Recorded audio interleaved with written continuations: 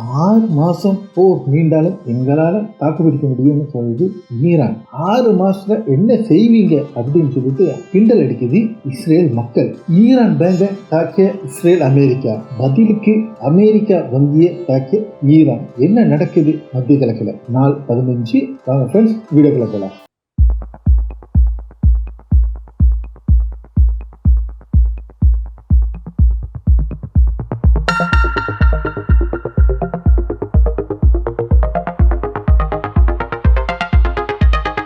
Hi friends, welcome back to SJ Tamil Nadu செய்திகள் and நான் உங்கள் எஸ்ஜே.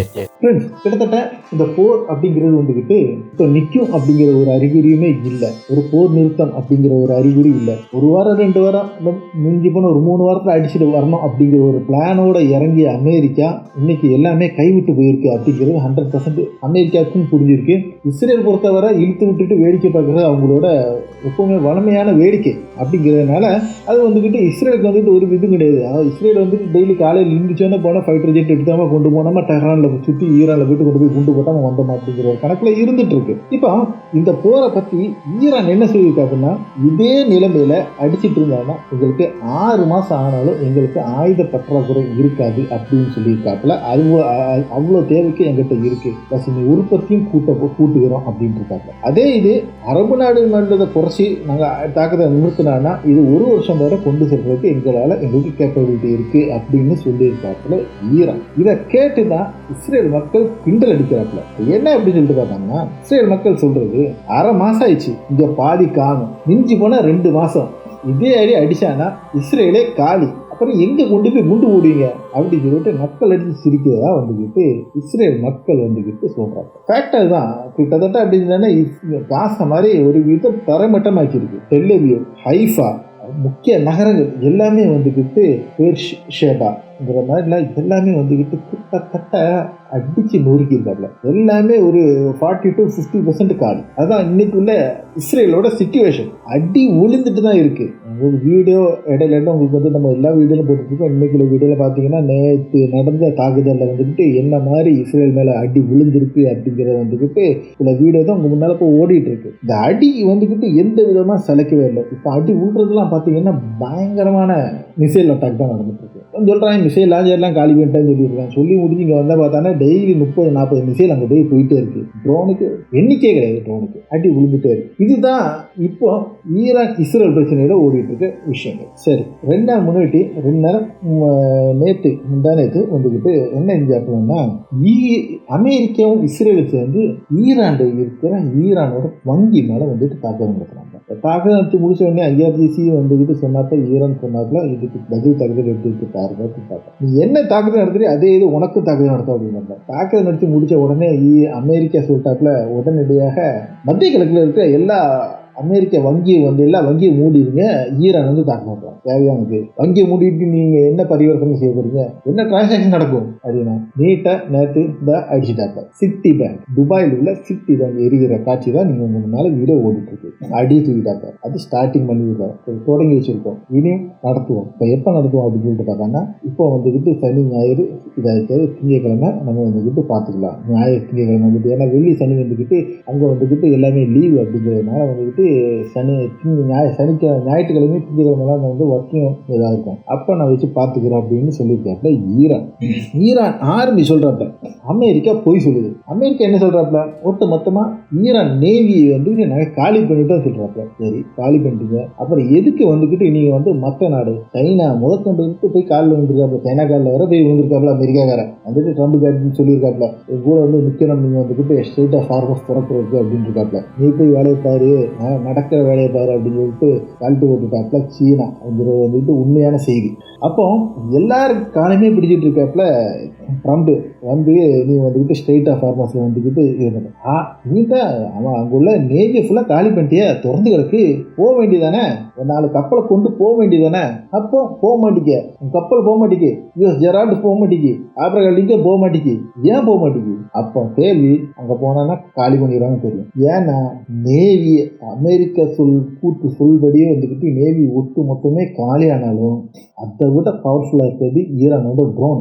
600 கிலோ கிலோமீட்டர் ரேஞ்ச் உள்ள ட்ரோன் இருக்கு. அப்போ நீ வந்துக்கிட்டு இப்போ நிற்கிறது 1000, 1200, 1300 கிலோமீட்டருக்கு அப்பால் நின்றுட்டு இருக்க. அதனால தான் இன்னும் வர அந்த கப்பல் அங்கே நின்றுட்டு இருக்க. மிசைல் அட்டாக்கை தான் நீ காலி பண்ணிட்டு இருக்க.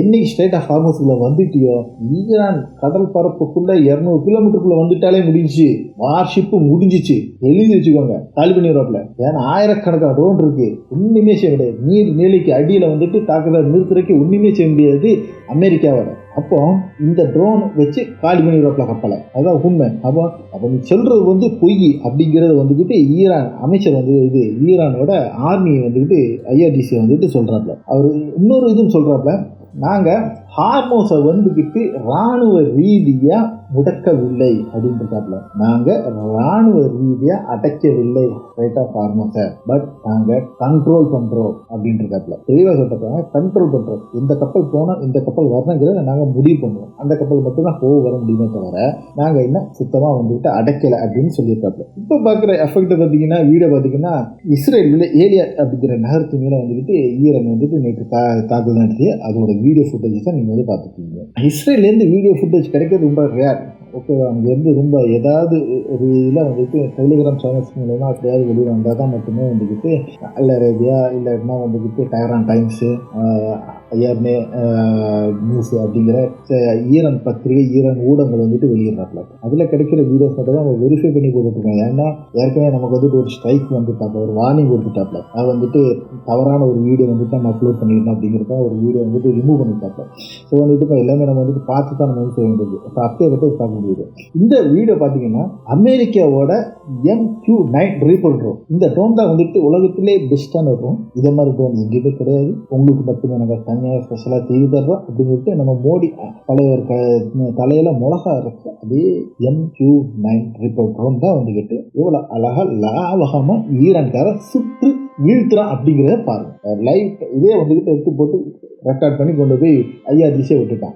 இது தாக்குதல் நடத்தப்பட்டு பின்னால் வர இந்த வீடியோ பார்த்துட்டு இருந்தீங்கன்னா அடுத்து வந்துக்கிட்டு அதில் வந்துக்கிட்டு பார்த்தீங்கன்னா அந்த தாக்குதல் நடத்தி அழிக்கப்பட்ட வீடியோ ஃபுட்டேஜ், அந்த ட்ரோனோட ஃபுட்டேஜ் வந்துக்கிட்டு காமிக்கிறாங்க. இது வந்துக்கிட்டு பிரஸ் டிவி ரிலீஸ் பண்ண வீடியோ ஃபுட்டேஜ். இஸ்ரேல் எழுத்தாளர் வந்துக்கிட்டு சொல்கிறாப்ல, அவரோட ட்வீட்டில் சொல்கிறப்ப என்ன அப்படின்னா, எதனால் எனக்கு இது தோணுதுன்னு எனக்கு தெரியல, அதுக்கான சரியான காரணம் தெரியாது, ஏதோ தவறு நடக்குது. அது நெதன்யாவோட உடல்நிலையை பற்றி இருக்கலாம், இல்லைன்னா இஸ்ரேலோட மூலபாயம் இல்லாமையாக இருக்கலாம், பேக்கடி வந்துக்கிட்டு தவறாக இருக்கலாம், எனக்கு தெரியாது, ஆனால் குரல் மாற்றம் தெரியுது அப்படின்னு அதில் வந்துட்டு மென்ஷன் பண்ணுறாங்க. அதில் மெயினாக கீழே சொல்ற சில வாக்கியங்கள் தான் முக்கியமானது. இன்னும் சில மாதத்தில் இது துண்டு துண்டாக படலாம் அப்படின்னு அவர் இந்த இதில் எழுதிட்டாப்ல. இது வந்துட்டு ஒரு இஸ்ரேல் எழுத்தாளர், ஜூஸ் எழுத்தாளர், பிரஸ் டிவி இது வந்துட்டு இந்த ட்வீட்டை வந்துக்கிட்டு எடுத்து காமிச்சிருக்காங்க. அல் அரேபியா வந்துக்கிட்டு சொல்றப்ப நடக்கிற இந்த 15 நாள் போரை பற்றி பார்த்தாங்கன்னா, இந்த போர் நிற்கிறதுக்குள்ள ஒரு டேட் வந்துக்கிட்டு கன்ஃபார்ம் பண்ண முடியாத ஒரு நிலைமை தான் இன்னைக்கு வரையில நிலவரம் இருக்கு. இது வந்துக்கிட்டு ஒவ்வொரு நாளும் கூடும்போது இது கூடுதல் விரிவடைந்து போகுதே தவிர சுருங்குற மாதிரி இல்லை அப்படின்னு சொல்றாங்க. இந்த விரிவடைதல் வந்துட்டு ரொம்ப ஆழமாக இருக்கு தாக்குதல், சொல்ற மாதிரி இல்லை, சொல்றதை விட ஆழமாக இருக்கு தாக்குதல் அப்படின்னு சொல்றாப்புல இந்த அல் அரேபியா ட்வீட். அப்பாஸ் ஆராய்ச்சி ட்வீட் போட்டிருக்காப்புல. அந்த தெளிவாக சொல்றாப்புல, மத்திய கிழக்கு வந்துக்கிட்டு பரிசீலனை பண்ணோம், அமெரிக்காவை நாடி அமெரிக்காவின் நிலையில் நிற்பதை வந்துக்கிட்டு நீங்க மாற்றினீங்கன்னா இந்த மத்திய கிழக்கு வட்டாரத்துக்கு நல்லது அப்படின்னு சொல்லியிருக்காப்புல. இன்னொரு ஒரு ட்வீட்ல வந்துட்டு நம்ம பார்த்தோம், அதை வந்துக்கிட்டு IRGC சொல்லியிருக்காப்புல, ஈரான் கிட்ட சவால் விட்டே சொல்லியிருக்காப்புல, வேணா நீ வந்துக்கிட்டு ஒரு விசாரணை நடத்திக்கோ, உங்க விசாரணை நடத்தி நீ கண்டுபிடிச்சிக்கோ, உங்களோட சிவிலியன் டார்கெட் அட்டாக் பண்ணது எங்களோட ட்ரோனோ எங்களோட இதோ கிடையாது, அது வந்து நீங்கள் வந்துக்கிட்டு விசாரணை நடத்திக்கலாம், அது எங்களில் வந்து நீங்கள் கண்டுபிடிச்சிங்கன்னா உங்களுக்கு நல்லது அப்படின்றாங்க. அது எங்களது கிடையாது 100% அப்படிங்கிறத வந்துக்கிட்டு தெளிவாக சொல்லிட்டாங்க. அது எங்களுக்கு தாக்குதலே கிடையாது, உள்ளே இருந்து செய்தது யாருன்னு நீங்கள் கண்டுபிடிச்சிக்கோங்க அப்படின்றாங்க. ஓமன் சவுதியில் வந்துட்டு நாங்கள் நடத்தின தாக்குதல் வந்துட்டு எங்களுடைய தாக்குதல் அல்ல அப்படிங்கிறத வந்துட்டு தெளிவாக சொல்லியிருக்காப்புல ஈரான். அப்போ இதெல்லாம் தான் வந்துக்கிட்டு நாள் 15 நடந்த செய்திகள். ஓகே ஃப்ரெண்ட்ஸ், அடுத்த ஒரு அப்டேட் உங்களை சந்திக்கும் வரை உங்களிடமிருந்து விடைபெற்றுக் கொள்வது உங்கள் SJ.